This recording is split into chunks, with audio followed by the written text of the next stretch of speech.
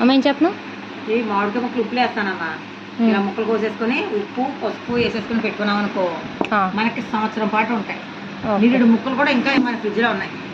ఇంకా 2 సార్లు పప్పు మామిడికాయ అవుద్ది.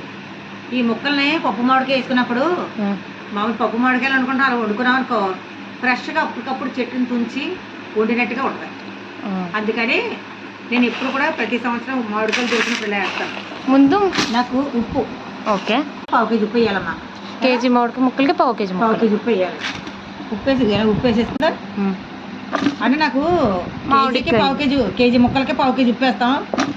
ఉప్పు ఎక్కువ వేసుకోవాలి. ఉప్పు ఎక్కువ వేసుకుని డీప్లో పెట్టుకోవాలి. మళ్ళీ మామూలు ఫ్రిడ్జ్లో పెట్టామంటే పాడైపోద్ది. నాకేంటంటే ఉజ్జాయింపు మీద వేస్తాం అంటే ఒక స్పూన్, కరెక్ట్గా ఒక స్పూన్ ఉప్పు పసుపు వేసి ఇలా పెట్టేసుకుని ఇది